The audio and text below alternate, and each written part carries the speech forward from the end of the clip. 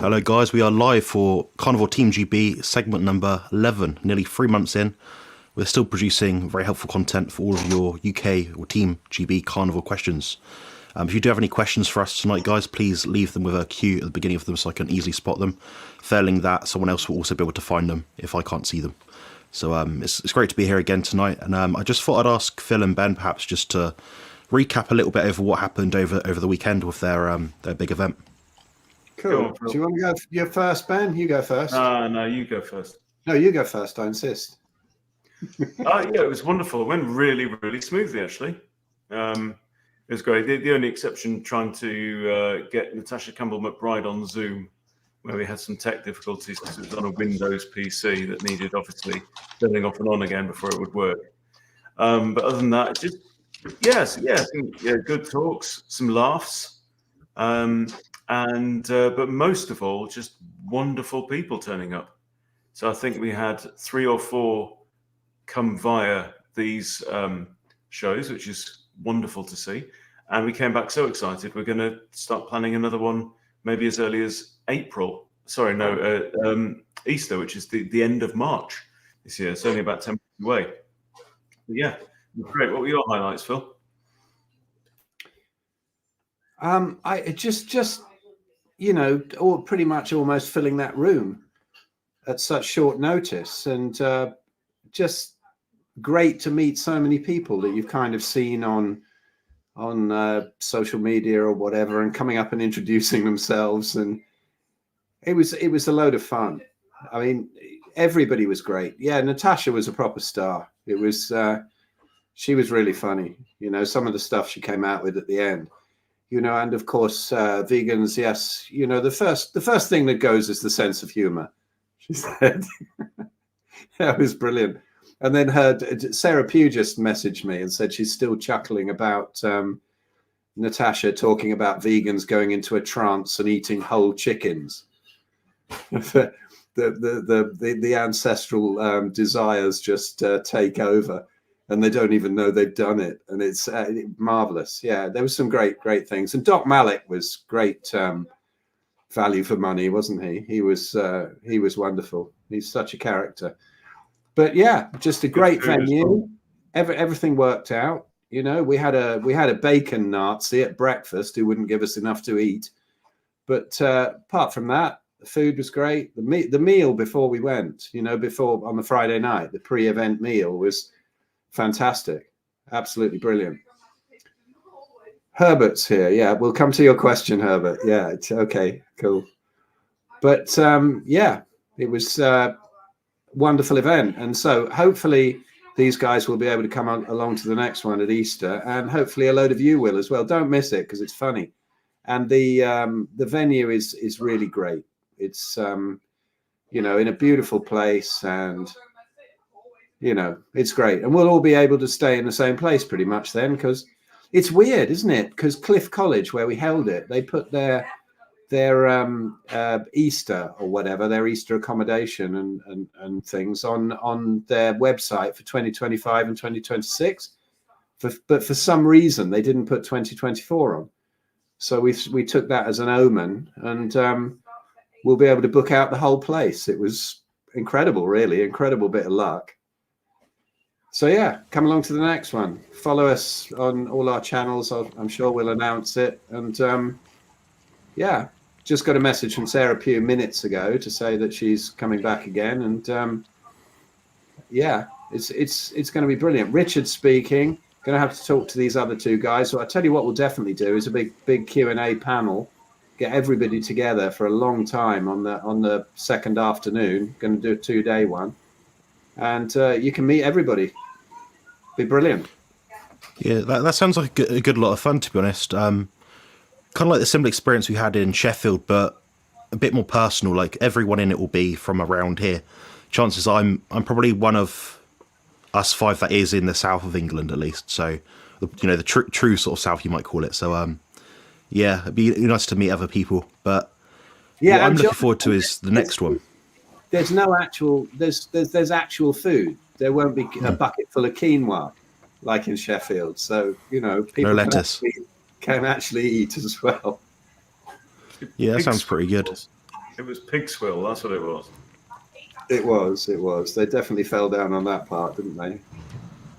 I'm Yeah, surprised. fortunately, I'm surprised Sean Baker didn't get hangry and start swinging at people, because you can't feed Sean quinoa, can you? He does not complain about much. Honestly, you can tell he's from like the military or something. Like he was wearing the same top for about 3 days straight. No one sort of turned around to say, "Oh, do you want one of my friend's tops that happens to be 3XL?" He's walking around the same sweaty top for 3 days. So I offered him my top, and by that point, someone gave him one. But he didn't complain one bit. He didn't complain about the food. He just got on with it, and he thought, "Well, tonight I might be spending $100 worth of his hard-earned money on free ribeye steaks in a restaurant, but what have you." So that's pretty cool to see. We've got to specify Sean's not a dirty boy. They lost his luggage, right? That's right. Yeah, it wasn't his fault. He doesn't just bring one lot of clothing for the week or whatever.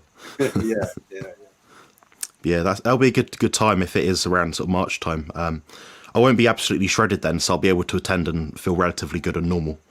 I'm sure Richard knows what I'm talking about. You don't really sit down on seats for very long when you're 4% body fat. It's not very fun. So you won't look like you've been sewn together from a bunch of donkey dicks. Pretty much. I won't have onion thin, condom thin skin. No, I'll look pretty normal probably at that point. Somebody put that comment up. I thought that was a veiled compliment about Richard on my podcast with him. I thought that was hilarious. Yeah, nice. It seems like we've got no questions apart from this one. Then I'm just about interrogating Sarah for minerals. I actually interviewed her earlier today. We had a really good chat about quantum physics, quantum biology, and how it relates to fitness, body composition, and health. So that was really informative, and I actually think I learned quite a bit. So have you guys interviewed her at all? Maybe we could get her on here at some point. What did you learn, Jonathan? Sorry. Yeah. So I learned a little bit more about the cold exposure. I was a bit on the fence about it, but I think it could be more useful than what I apparently thought initially. Anyway. The other thing I learned a lot about was like the blue light in the gym. I did actually notice I train a bit better when I'm not absolutely caned with loads of blue light. That's not to say, use blue blockers in the gym. I tried that. My cortisol was too low. My heart rate was really low and I didn't feel edgy like I was up to training. So it tells me there's a fine balance between being overstimulated with blue light and understimulated. And that kind of validates my experience at that point in time when I tried it out. But yeah, it's pretty cool stuff. But that was the main thing. Bruce advocates for training outside. Yeah, if you got a gym outside, even better. In sunlight, yeah. Yeah. I mean, you see people in the gym, on the treadmills, jogging along. They're never happy, but you can see people outside having fun with their family, a bit of sun on their skin. It's much more pleasant, So I get behind it. So why were you Sarah really practices what she preaches.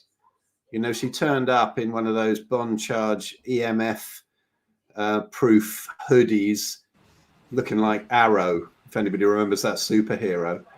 And even the light coming in the door in her room, she told me that she'd been wrestling with the wardrobe to push it up in front of the door to go and to get the light out, And she's absolutely the real deal. Yeah, she's great, so knowledgeable. Stephen's trying to talk, I think. Sorry, Stephen, go ahead. That's all right. I was just interested because, Jonathan, you sounded like you were skeptical about cold water therapy. Does that mean now you're not skeptical? I think in the right exposure to the right amount and in adequate reason, I think it's useful. Now more in this, that's pretty much where I'm now. But before I thought, for most people, probably not. I think the issue is that people live high stress lives and they try to overcomplicate things and do loads of extra stuff, Like I've got some people, some ladies that I work with, they're, working full-time jobs, got children, training 5 times a week, trying to do cardio, trying to do sprinting, CrossFit, all this extra stuff. And I'm just like, you're doing too much. Just pick a few things you enjoy and use those little hacks and don't worry about the extra stuff. But now I can see how it would all fit together just by reducing the overall chronic exposure of these things. So I can understand that completely. Yeah, and imagine for you, I mean, in particular, because you had the lower back thing, and I might have benefited from this about 30 years ago before I knew about this way of eating. It's very good at reducing inflammation. Our local Premier League football team where I live, not the one I support, by the way, when they won the Premiership, which was Leicester City, a lot of them a lot of the sports scientists there were putting it down to the cold showers that they were all doing. I mean, the mega cold showers after the match, because I know it sounds like a really crazy reason to win the Premier League, but they put it down to lack of injuries. So their first team was constantly turning up, and consistency is good. And I'm quite surprised it's not more prevalent in like the Premier League. I was quite surprised, and this was about 5 years ago. And I thought, oh, cold therapy, I would have thought would be much more prominent there. I mean, if a player's injured, they wrap the knee up in ice straight away. But I'm surprised you're sceptical, because it seems sensible to me that if you're cold, your body's not using ATP to move you, but to warm you up. So your brown fat activation is there. And I know Phil was a big fan of it as well. So, yeah, I mean, I tried it, by the way, and I think you're right. If you do too many things, it could be the straw that breaks the camel's back. But I tried it when I wasn't doing other things. But I was doing cold showers because at the time we didn't have a bath. So we moved to this house where there's a bath, and I've been a bit of a coward, and I still haven't had a really cold bath yet. But I do think, especially now as it's freezing where we are, like -6 or something. So, yeah, so I've just seen there's a couple of questions, so I'll shut my gob now. But I was really interested in that, Jonathan. Yeah, we could probably discuss it if we get some time at the end. The thing is, with like sports people, is they have a lot of access to things that people like us don't. There's a lot of new research, different peptides, hormones, therapies that we don't currently use. So they biohack with other stuff. But it'd be interesting to see if they all added in these things, across the board in different sports, to see how much of a intervention, or how useful that intervention would be. So I'm definitely interested to see if that comes to fruition. We've got some questions anyway, so I'll answer some questions. It's a Q&A. And the question is, first one. Carson has asked, hello gentlemen, do you think fed beef has omega-3s? Ben, what do you think? Yeah, so yeah, this is one for me. So, Carsten, I don't know where you are in the world. I assume if you're asking, it might be in North America. Most of the beef over here is mainly grass-fed, grass-finished as well. But in the US, the animal will spend the first few months of its life on pasture, where it will get it'll build up a good kind of 2-to-1 omega-6 to omega-3 ratio, which is fairly natural. But the problem then is when they are moved into feedlots and then fed on grains, the omega-3 content will start to diminish, and the ratio will actually switch.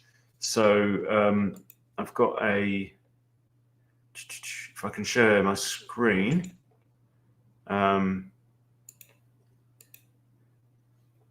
Does this come? Let me know if this comes through, guys. No. If you post, if it's a link to something on Google, post it in the private chat and I'll chuck it up. Okay, it's okay. Well, there it is. There we go. That's it. Okay, so yeah, there's a PDF here from Pasture for Life, and this graph shows, so when they immediately move on to off pasture onto kind of grains, then the percentage of DHA and alpha linolenic acid are around the 1% mark, and EPA is naturally lower anyway. But you can see that after only 2 months taken off the grass, the DHA and whatever is halved, and after basically 4 months, it's pretty much non-existent. So that's the issue with that. So that's the percentage of omega-3s. The ratio changes a bit differently as well. So yeah, that's the. So I mean, like Sean Baker says, doesn't he, that even grain finished beef is still preferable to seed oils or anything ultra processed. So it's not that it's bad, it's just less ideal. So I think if the only beef that you can get or you can afford is grain finished, then I would probably want to supplement with some small oily fish like sardines or mackerel. Yeah, there would also then be the argument that that higher linoleic acid isn't going to act the same way in the body unless it becomes oxidized, which means if the meat is fresh, then arguably that high omega-6 intake to, or omega-6 ratio to omega-3s is negligible. So it's a lot of contributing factors, but even grain-fed beef is going to be way better for you than eating a standard lifestyle, isn't it? If that's all you have access to, then preference that. But we are lucky in the UK. Everything is grass-fed. You know, the cattle's outside grazing, you know, almost 365 days a year. Local farmers I've spoken with only pull cattle in when there's no grass to graze on, i.e. frost-covered, you know, fields. But we are lucky, really lucky in that respect, I think, in the UK. Nice one. Yeah, I agree. We've done pretty well over here, I think. We've got a question as well from Herbert somewhere. Was it this one? That's the one, yeah. Yeah. Yeah, so he's just asking if you interrogated Sarah for the minerals. I think this might be, because everybody comes up with a different name all over the place on different social media. I think this might be about remineralizing water, distilled water for minerals. And I didn't interrogate Sarah, but, well, I kind of did, but then she didn't reply to that one. But somebody sent me Sarah's cheat sheet, or crib sheet as it's called, for remineralizing water. And there's a lot of stuff on there. So I don't know how I can possibly share screen and show that one. But I really want to know Richard's take on this, because I can always share that another time. But this is really quite sort of intricate, this one. So I don't know. But it's the minerals crib sheet, what to take in a day, with our friend's notes on it. So I don't know how to share that. How do I share the screen, Jonathan? There should be a button at the bottom which says present. Then it's share screen that lets you choose a tab. Cool. Screen sharing, best on blah, blah. It just takes a minute to come through to this, and I just press go, whatever. Yeah, maybe Richard could address this of what do you think you do for remineralizing water, or anybody, you know, because I'm not that great on that. So I'm trying to figure this out. It's taken me through too many steps, really. So carry on. Richard, what do you reckon about remineralizing distilled water? Any ideas of what you should add back into it? And do you know, it's something I've never looked into. Apologies while you were reeling all that off. I was just going through my my mic settings, because one of the comments said that it looked like I wasn't using the correct mic, but I think I'm back on now, hopefully. Yeah, all good. So apologies, I missed half of that, but it's remineralizing water. It's something I'm not familiar with. So yeah, unless you guys have got something to add. I didn't ask her that in an interview today. I should have asked her, but you know, hindsight. Yeah, I did, and I'm really wrestling with this. It's taking me from pop-up window to pop-up window, and it's not working. She did say what to put in it. She said, I think it was no salt and magnesium, or low salt magnesium. So she said Celtic or Bar Yar sea salt, or salt with potassium with magnesium in it. She said you can get fancy with other things, but she said that as the main thing. She recommended making your own out of those individual ingredients. That was her take on it. That is all I really got from it. But you did actually get a super chat from Mike, which is much appreciated. Super chat for all you guys. Thanks for taking the time to do this, and more week in, week out. Excellent. I'll have to split a few, I don't know, prawns with you guys at a restaurant one day, and I'll have it out that way. Nice. So just a thing on the sharing the screen. Listen, I'm sorry. Contact me through my website, or you know, you can see it on my channel, and I'll send you a pic of everything that Sarah puts in her minerals crib sheet. But it's just, sorry, tech is actually sending me round and round in circles at the moment. I can't share, so we'll move on. But contact me and I'll send you her whole crib sheet. Nice one. Excellent. We'll get to the next question now anyway, guys, which is from Meattastic, and it is, I drink a fair bit of water and electrolytes. My urine is very pale, but I still feel like I want to drink. You guys often talk about not drinking too much, so am I really thirsty? That's a Richard question, I think, unless anyone else wants to dive in first. Yeah, look, we quite often come back to not over consuming water, but your body is an incredibly intelligent machine. Quite often when you're thirsty, it's more the minerals that it's lacking than the water. Just drink to thirst. If you feel like you're thirsty, just drink some more. As far as the color of the urine goes, I wouldn't be overly concerned. Coach Stevens is the expert on urine color. Something he's covered many times. But look, if you're thirsty, drink. If you're not, don't drink. I only drink when I'm thirsty. I don't actively force water down. I carry a container of water, an aluminium flask. Is it aluminium? But I carry that with me. I fill that up with water. I add the electrolytes to it because I find water incredibly boring, and I'm replacing quality electrolytes with it. But it's I don't chase any numbers. I don't chase 2 liters or 3 liters or 4 liters. And to be honest, I couldn't tell you how much I drink in a day because it doesn't really matter to me. I drink when I'm thirsty and I don't when I'm not. Nice and simple. It's almost like your body has a signal to tell you what to do when you need to do it, so you don't die or get thirsty or drink too much. Yeah. Clever, that, isn't it? Yeah. It's astonishing, isn't it, that the body works that way? Yeah, I'm just going to address a quick question I got. I'll be very succinct. It was linked to Mike's super chat. So I hope the competition perhaps going well. When do you start your cutting phase? I started a mini cut about a week and a half ago. I've lost 3 kilograms. I'm significantly leaner than I was maybe 2 weeks ago.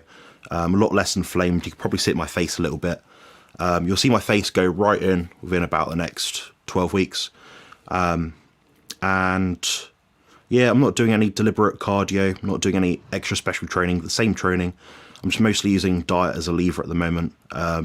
My fat intake's gone down by about a third, which is typical for me when I do a mini cut. Not something I'd do long term in a long fat loss or cutting sort of phase. So yeah, it's going well so far, and I'll try and keep the YouTube channel page, community tab, updated with my progress pictures every week, perhaps on a Friday or on the weekend perhaps. But yeah, that's pretty much it.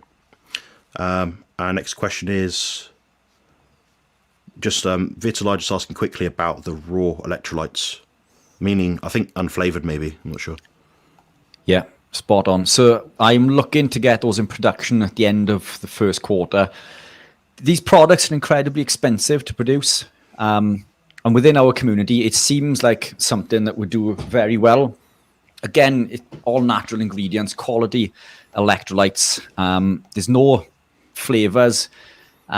So it is a pure carnivore product, but it still contains astaxanthin, which is a compound that very few people on the planet have got the rights to use, me being one of them. It's a natural compound, which is 550 times more potent than vitamin E as an antioxidant, 800 times stronger than coenzyme Q10, 65 times stronger than vitamin C, clinically proven to improve athletic performance and lots of other health outcomes. And interestingly, astaxanthin is a compound that I believe to be one, or if not the only, true antioxidant from a plant, from an animal source that actually exists. We look at plants as containing antioxidants, but they don't. They contain pro-oxidants which all overactivate the NRF2 pathway, which is something we've covered previously many times. But overactivation it stimulates the same pathways that tobacco smoke, mercury, lead, arsenic, all these sorts of things will do. And what it does is scientists are measuring the elevation in glutathione, which is actually conjugating to this toxin to excrete it from the body. But they're seeing this elevation of glutathione, which is signaling an antioxidant effect, but it's actually doing so to excrete the toxin. So when we look at plants as antioxidants, if we are to believe that they carry an antioxidant benefit, then we must also resign to the fact that lead, mercury, arsenic, and all these compounds confer a benefit because it activates the same pathway. But this compound And we know they don't. So, you know, it is as simple as that. But this compound, astaxanthin, it's the only known antioxidant which first does not begin its journey as a pro-oxidant. But incredible, you know, product, the electrolytes. It's taken me an awful long time. They're incredibly expensive, and I need to know that there's a market for them. I can't afford to be lumbered with tens of thousands of pounds worth of product that I can't sell. Everybody within our community says that they'll buy them. And if they do, then fantastic. We've got a winning product. If they don't, then I'm in trouble, which is serious trouble. Which is why I've been hesitant. You know, cash flow for me is a major problem. But it's these are an incredible compound. But the issue is because they're unflavored, it just tastes of salt water, strong salt water with almost a fishy type of taste, because that's where the astaxanthin comes from. It's what gives salmon the pink color. So yeah, I hope I've listened to your thoughts. You know, we've put it forward. I use them. I've still got samples from the production we use for sampling. It doesn't bother me because I live, you know, a fairly strict carnivore lifestyle. I just hope that that response is elicited by the fellow consumers, as it were. Otherwise, as I say, I'll be closing up shop. Yeah. So please note, buy his stuff. It's very good. Wait for them to come out, and at least try them once. But yeah, I'm hoping by the end of the first quarter they'll be out there, and a fantastic addition if you are lacking electrolytes within the carnivore lifestyle. But look, you know, we've covered this. Stephen and I covered this copious amounts of times. You don't need, or some people don't need extra electrolytes. You can obtain electrolytes, sufficient electrolytes from the diet. There's hundreds or thousands of carnivores who don't need a supplement with salts and electrolytes, and they're thriving. I'm not one of those people. I can't say, despite consuming the cartilage and the stringy bits and really, you know, the bone broth and all this, you know, marrow from the bones, which is where all the collagen and electrolytes lies, which very few of us do. You know, I still find that I thrive off using them. But, you know, if you need them, they're there. If you don't, even better. Excellent. The next question relates to two questions that I've already got off him on consecutive weeks. Basically, my suggestion to this gentleman was to do either a food increase for about a week or decrease food for about a week and see what happens. I'm not sure why he hasn't done that yet, but he's asked the question again for us to then give the same answer, the same question he's already asked us twice. So we can answer it if you want, or we can move on. It's up to you guys. If anyone's got any sort of thoughts on this question about, you know, basically he's plateaued. He's been carnivore for about 9 weeks. He's not sure if to do something different with his diet, whether or not it's a good time to change something or not in regards to his macronutrient intake or anything around that.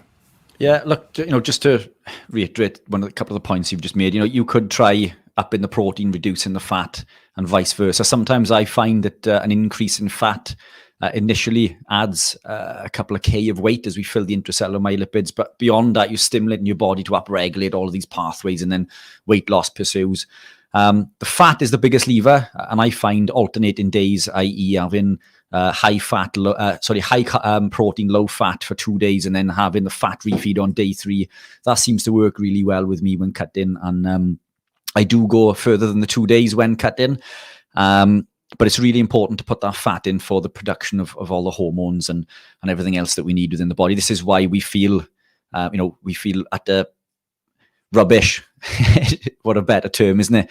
When you get down to 2, 3, 4% body fat, the brain needs fat. So listen to your body, but that's another lever you can pull. So maybe just experiment with protein and fat macros, but reducing the fat on different days. Yes, key point: do something. Don't leave it 2 weeks and not do anything. Do something. We can't help you unless you do something. Then we can feed back to us, oh, it didn't work or it did work. Then we can adjust from there.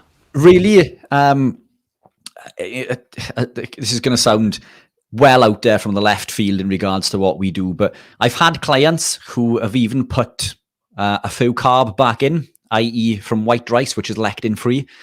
Not a great deal, but only for 1 or 2 days. And this has stimulated further fat loss.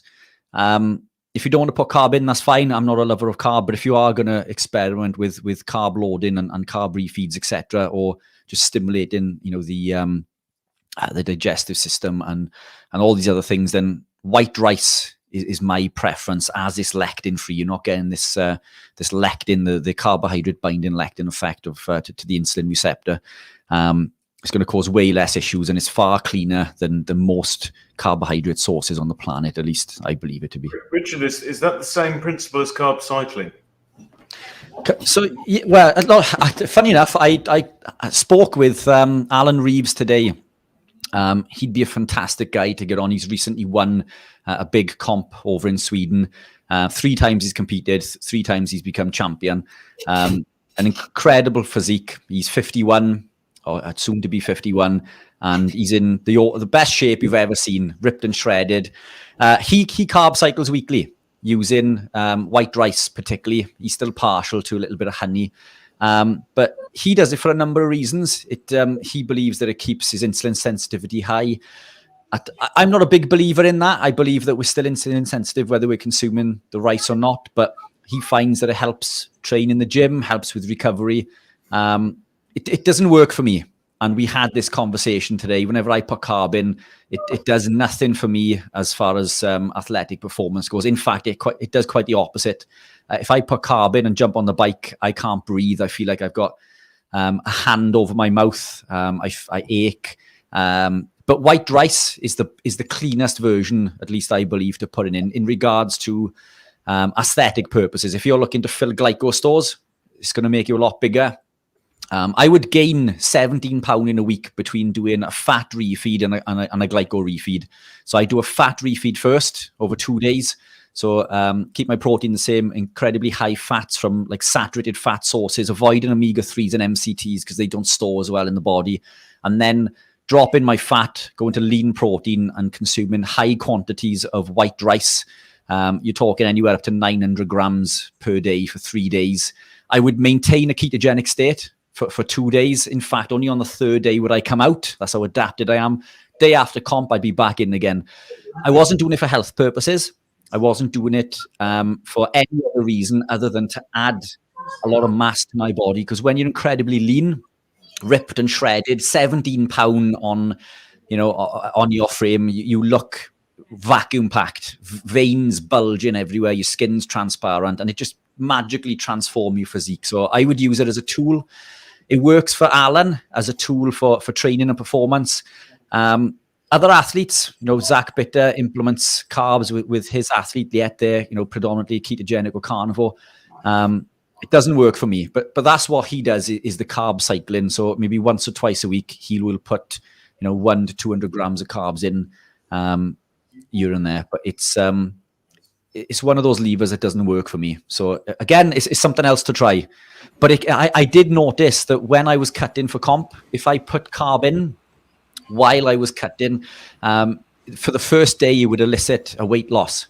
So as silly as that sounds, I think that insulin response just seems to soak everything up. It pulls everything into the muscle. And you may find that you will even be lighter after day 1 of a small carb refeed, which sounds bizarre, but it's another lever to pull. But I'd leave that to last. The levers to pull initially are the protein and fats. Richard, I understand also though for those deficient in arsenic, maybe white rice is a good source for that. Do you have anything to say about that one? Yeah, look, you could get arsenic from lots of other things as well, isn't it? But it's, I don't, if you're going to put carb in, I believe that in terms of intestinal permeability and what you want to get out of that carb refeed, that white rice is going to be one of the cleanest. Others opt for honey. Honey doesn't work for me.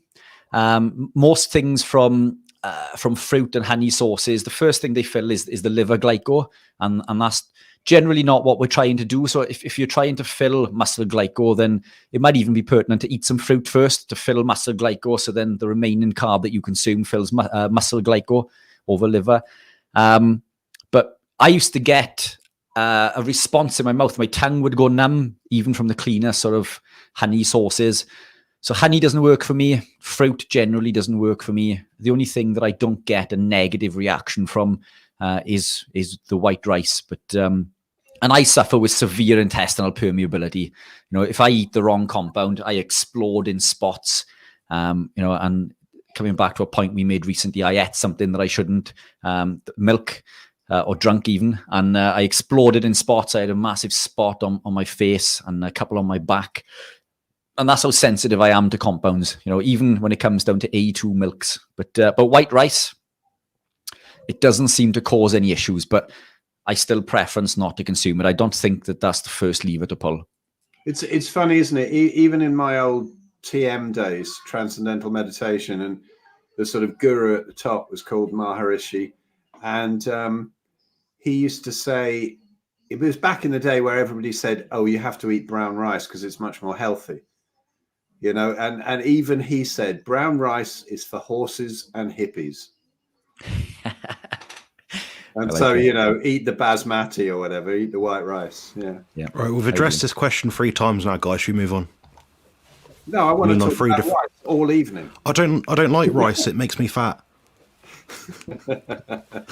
No, I'd go the same route as Richard. If I was to do any carbs, personally, it'd be white rice, probably drenched about 6, 7, 8 times over, you know, with water, cooked, steamed, what have you. Jasmine rice, probably a bit better. I don't know. That's about it. I don't know. Look, one I wouldn't do honey. About this, if anybody's watching who's autoimmune, don't eat that stuff, right? Heal up before you start messing about with any of this stuff. But I do take it that you know, when the kids do want some carbs and the missus cooks some white rice, I'm not asked about it. I do understand that it's it's not going to break you when you're healthy. But if you're autoimmune, kids, don't eat that stuff. That's all. Right, we'll get to the next question, which is from Herbert, which is, does dry grass count? I think he just means hay, in terms of like an animal being grass-fed. Yeah. Yes or no? Yeah, so yeah, quite often, like in this country, in the wintertime, they might bring livestock indoors and feed them on traditionally hay, but you've also got haylage and silage, which are like basically where they cut the grass and then they wrap it in plastic and it ferments for a while. That's perfectly good as well. Yeah, so yes. Nice one. Cheers. I have heard that beef brain pork is full of omega-3. Is that true? Yeah, brain has a lot of omega-3 in it. Probably one of the richer sources we can get, I imagine. Probably only behind, I don't know, oily fish, caviar. Are there any sources of omega-3 that have more omega-3 in it than brain, perhaps? I don't know. Do you guys have a take on it? Sardines and mackerel. Sorry, Steve, go on. That's okay. Go, Rich. Oh, no, go on. Oh, right. Yeah, well, beef brain is a good source of omega-3s, especially DHA and EPA. But more importantly, it's got the brain-derived neurotropic factor, which is the thing that helps your brain's plasticity, which is easy to say. And it's also got folate. So I actually think it's a really good source of B vitamins. So you've got B9, folate, and you've got B12 in there, and B5. You've got BDNF, and you've got EPA, DHA. So it is really good. It's just difficult to get. And I think in some places it's outlawed as well. You can't actually buy beef brain, which is a bit frustrating because it is a really good source of so many different nutrients. And then, of course, you haven't got the problem, and I agree with Rich there about, sardines. I had sardines yesterday and mackerel today and ate all the bones and loved it and all that. But, if I could get beef brain, I would definitely try it. The thing is with beef, we had neck the other day, which is something they throw out. Once I'd eaten it, I know why. Because it was absolutely disgusting. So that's the other thing about beef brain. It is... you could really biohack all your life, but if you're having a miserable time eating it, that's not going to help you the other way. But there's lots of good stuff in beef brain. I'm not quite sure why the question had in brackets pork, but anyway.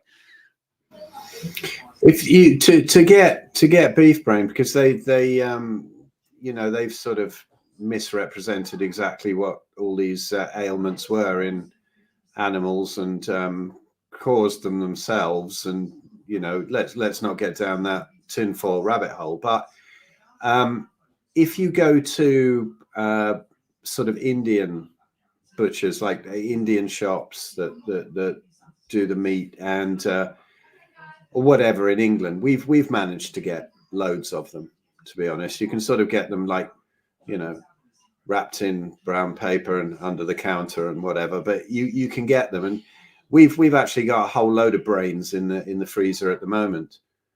You can get them if you sort of maybe go to some halal places, and they might not have them right now, but if you sort of talk to them and whisper around the back and whatever, you can get these. But it's absolutely ridiculous. It's amazing nutrition, and it's nonsense that they don't sell them. Just another one of the elites' methods of trying to stop us eating meat and being frightened of it. But yeah, so that's how to get hold of it. Just keep experimenting with like foreign butchers here, I think. Yeah, it tastes a bit like scrambled egg in my opinion, like a less eggy scrambled egg in texture at least. Anyway, it's quite bland. Like I thought it'd be really meaty, tough, and horrible, but it was not horrible at all. Like you could mix it in, you know, put some sardines in it, you wouldn't really notice much difference. I thought it was alright. A question again about electrolytes. I drink a fair bit of water and electrolytes. My urine is very pale, but I still feel like I want to drink. You guys often talk about not drinking too much, so am I really thirsty? I don't know. I'd probably go by how you feel over by the colour of your urine. What do you guys think? Is this the one we did earlier? No, it's reworded. Sorry, it's reworded. But I mean, don't forget, in phlebotomy, you do urine testing all the time. And colour, sorry, Jonathan, I don't like to disagree publicly, but colour is really, really important as your first test. If it's clear, you are drinking too much. It really is that simple. And if it's dark, you're not drinking enough. So it is a good measure. I'm not saying it's a great measure for diagnosis, because obviously then you analyse it and you see what's in there. And urine is a fantastic tool for things like iodine. Do you really need it? Well, if people are taking drops and thinking, do I really need this? You can do an iodine clearance test. You can do a creatinine clearance test. And that's just a posh way of giving you a set amount of the substance. So iodine, 100 units of iodine. What is your urine like over 24 hours? Do you urinate out 100 units of iodine? Then you're not deficient. And it's beautiful. I mean, you know, I'm not taking the piss. Sorry. You know, it really is a great way of measuring stuff. But looking at the colour of it is really good for people at home. And if it's dark, you are definitely not drinking enough. And it isn't about drinking water. This is the thing. And, you know, when I did my private practice, the amount of urine, which literally looked like Evian, was incredible. And, you know, there was no smell there, which might sound like a good thing. But those people were drinking litres and litres of water, which they didn't need to do. And as Rich will attest, it just depletes your electrolytes, because everything goes around your body and it's normally attached to something else, like glucose. One molecule of glucose has 3 molecules of water. So when you drink, water, you're attaching it to glucose, which is why when you go low carb, you lose water weight, because you lose glucose molecules. So therefore you lose water molecules. And same with electrolytes. If you drink a load of water, those electrolytes go around surrounded in water. I mean, that's how they move around. So if you drink a lot of water and then you urinate, and the other big thing that I like to always mention is, if you're getting up in the middle of the night to pee, the biggest thing about the human body is this reparative 8 hours of sleep, and you're breaking it to urinate because you're drinking too much. So that's another thing that you should look at. But yeah, where it's saying, are you really thirsty? People do drink water out of habit. In the gym in particular, you know, do a set of bench press, take a sip of water. Were you thirsty, or was it habit? So yeah, I think you need to get back to, you know, as we all said earlier, get back to what your body does. If you're thirsty, drink, but you know, if you're not, then don't. But do unlearn those habits as well, where you're drinking because you're not thirsty, but drinking because you think you should. Yeah, that makes good sense. I mean, you know, I've looked at my urine at different points of the day, and honestly, it's always about the same. It kind of says I'm doing the right sort of thing, because it's never too much, never too little. and I'm never significantly dehydrated. I'm never sat there, drinking loads of water. Like when I'm in the gym, I drink about 300 milliliters. Funny enough, I weighed myself before and after the gym, and that's how much I sweated out. So I lost 300 grams approximately. So that's another measure you can look at it as well. It does kind of make sense to me. But yeah, the color of the urine, I'm not saying it's not important. I'm just saying if it's a bit pale or quite pale or medium pale, I think everyone runs a bit differently. B vitamins can impact that. I think, is it B2? All these different things can impact the color of your urine as well. So that's cool stuff. You got a question from... Yeah, also just one quick one on that. If you're drinking way too much water and sort of going by this craze of drinking tons of water every day, you're also filling yourself with more deuterium. It's not necessary. And so there's got to be some kind of electrolyte balance if you're still thirsty, drinking tons of water. If you're having a load of animal fats, your body will produce your mitochondria will produce deuterium depleted water, and you won't be so thirsty. So have a ton of animal fats and don't drink beyond your thirst. That's about it, really. Nice one. All right, we're presenting something. So Stephen's got a urine color chart. There we go.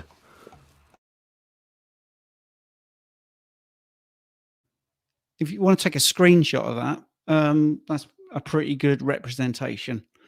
So clear wouldn't even be like this. I mean, clear would literally be like water that you get from the tap, which obviously nobody here drinks, or mineral water or reverse osmosis. It would be clear, so it would be down here. As soon as you get into straw color, I mean, I would say 2 is about ideal, and then after that, it's problematic.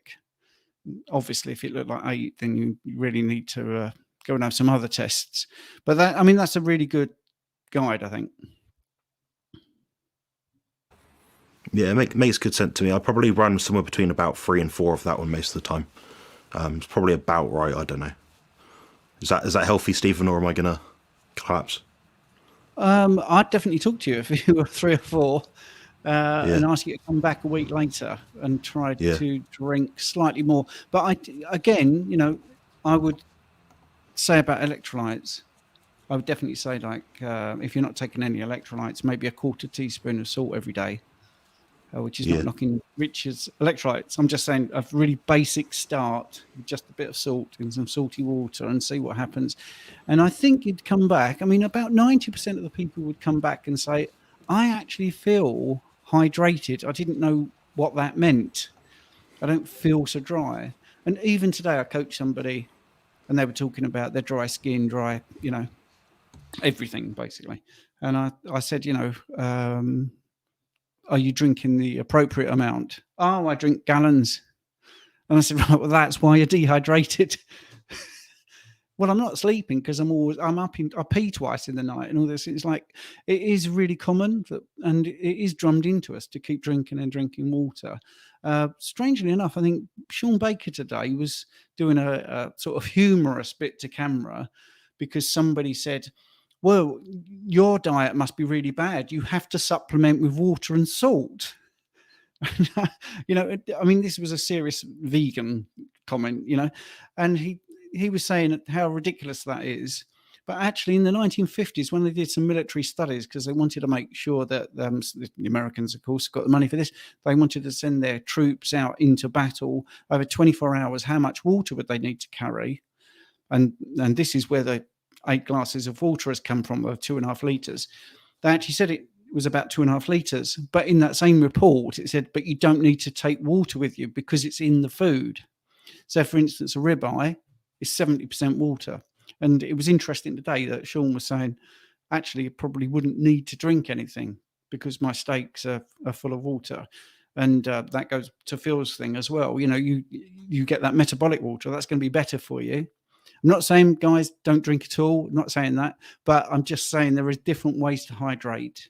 And, this is when it gets a bit tricky because, you felt quite happy at 3 and 4, Jonathan, but would you feel better at 1 or 2? This is the thing. If you went to 1 or 2 in that chart, I think you report an improvement in performance and feeling, actually, personally. But you know, I'll give it a go. I'll aim for that and see what happens. Just out of curiosity. well, I Yeah. want pictures of the urine next week in a little chart. I'll bring it up in a little bottle. Yeah. Well, I can't see the difference in any of them because my screen's on red. So I think anybody at any stage of that chart needs to have their checked for kidney stones because it just looks red to me. Nice one. We got a quick question for Richard about his current exercise. Are you strength training still, or are you just cycling, Richard? Currently, I haven't lifted a weight for months. I'd like to. I think it's important, but unfortunately, when you're self-employed and you're trying to improve on a specific sport, certain things have to go by the by, and the weight training is something that has suffered severely. Weight training is incredibly important, and I don't think we push and tell people how important weight training is or how much it can improve health and lifestyle. And I would even argue that it's probably more important than cardio. But it's not what I'm doing at the moment. I did train.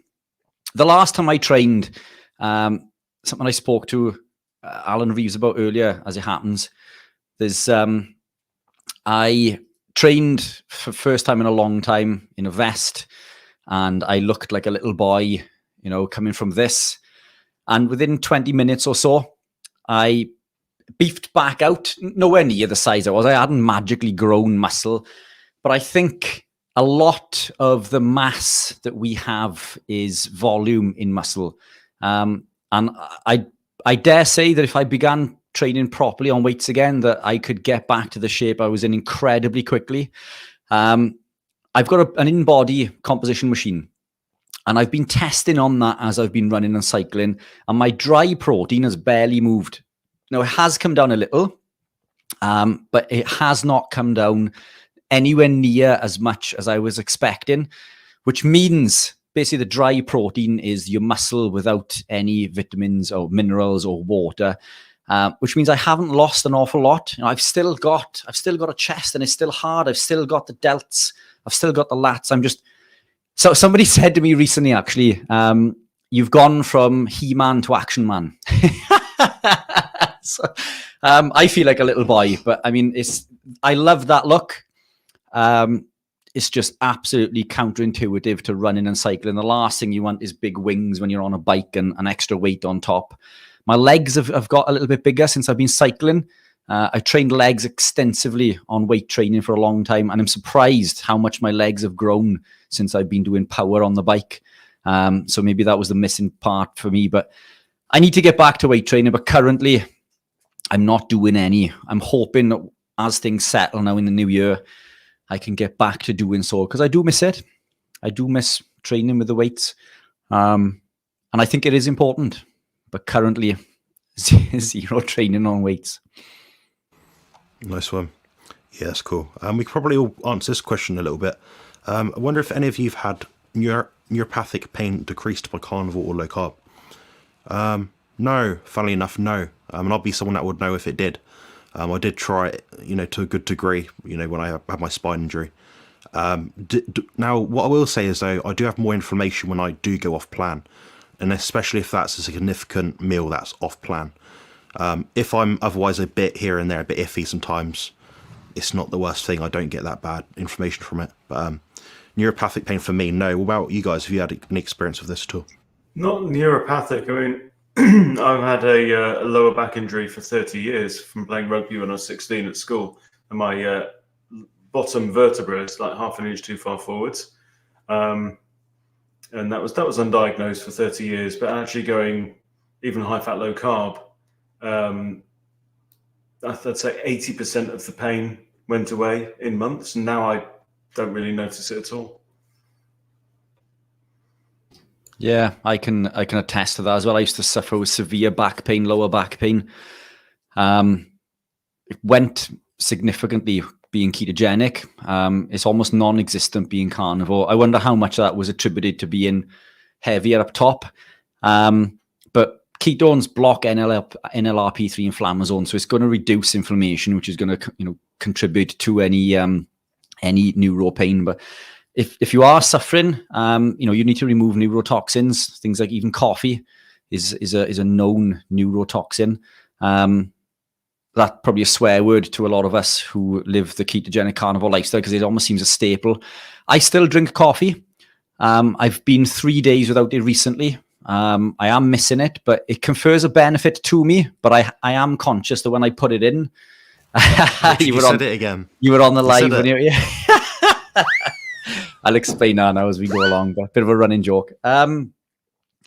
If I do drink coffee, I get pains in my legs, and I know it's neuro pain because it's the only part of the muscle that I'm not used to training to that extent.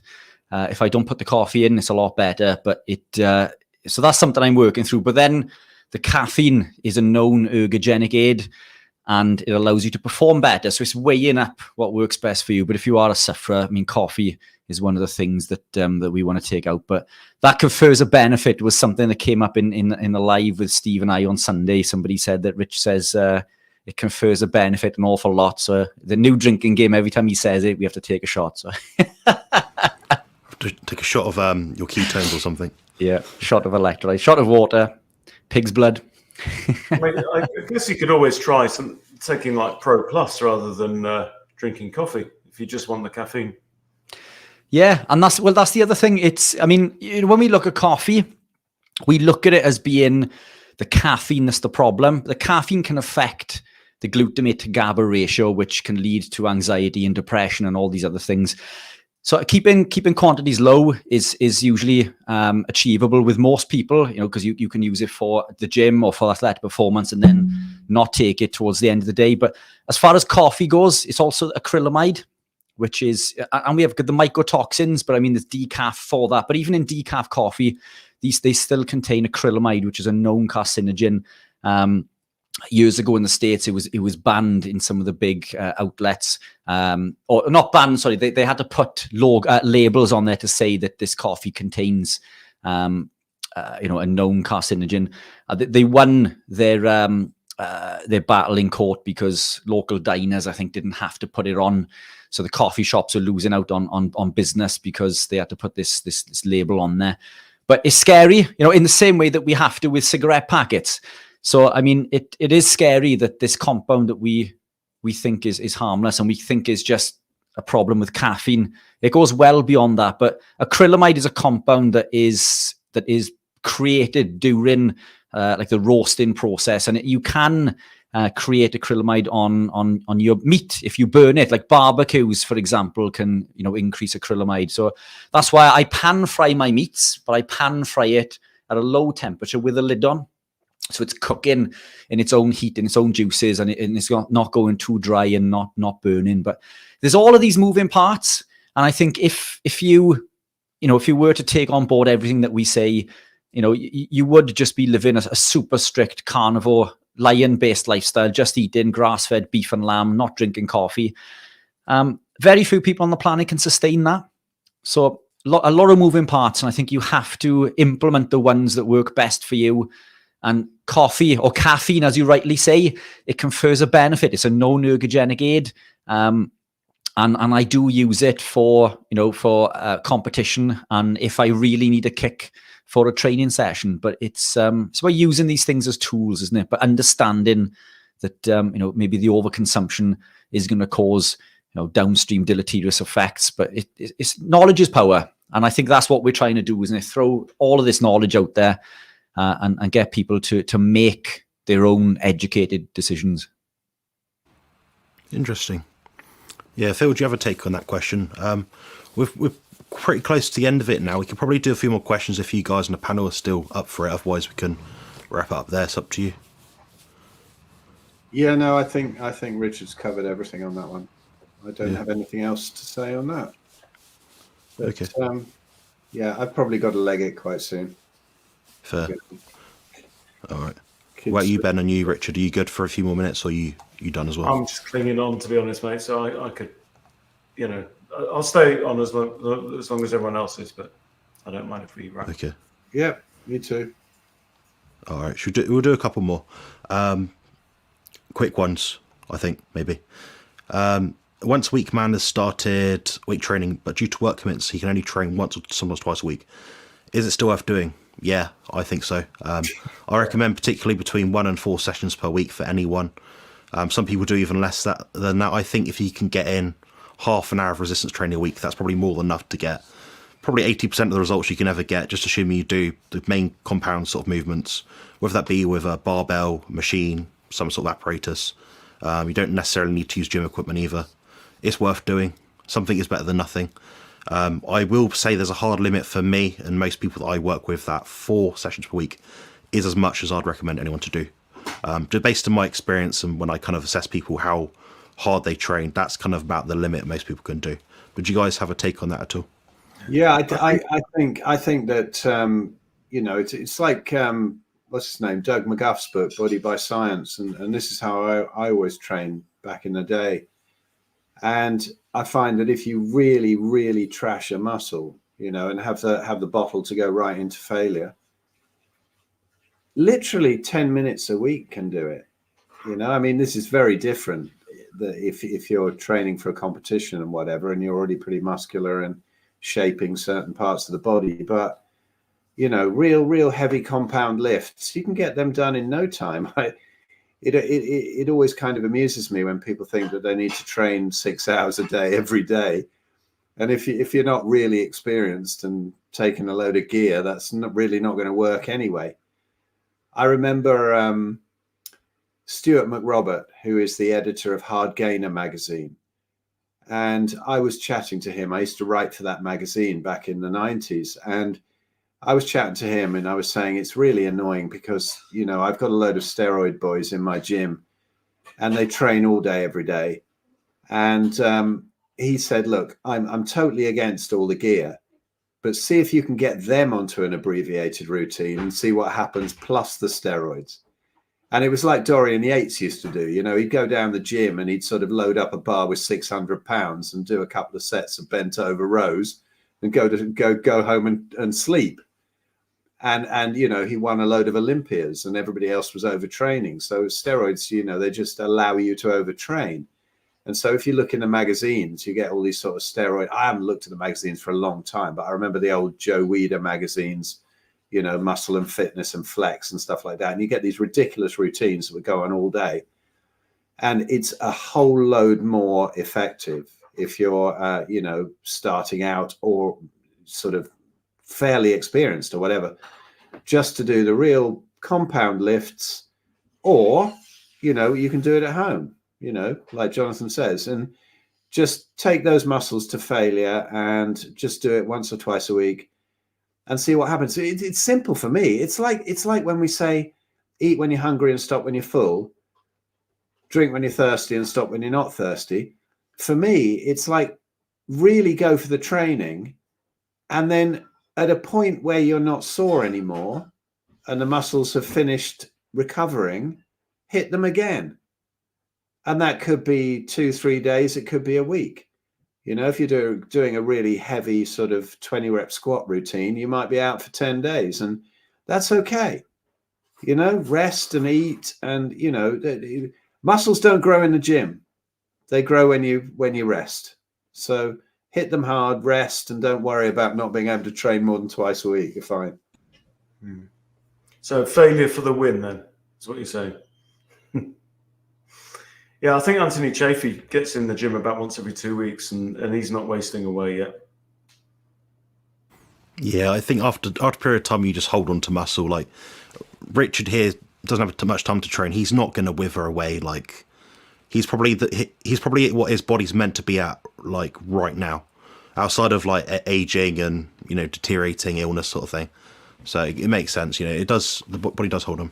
Yeah, I was running 2 weeks ago. And the runners that I was talking to said that I don't look like a runner, because for a runner, I'm still in a vest. I'm still muscular and ripped and shredded. And to them, I still look like a bodybuilder in a vest. But, to me, I look like a little boy. But your body does preserve muscle. And I agree, 80%, as you said, Jonathan, is achieved through, those 2 sessions a week. But, and yeah, you guys have hit it on the head. I have nothing to add to that other than two times a week is plenty.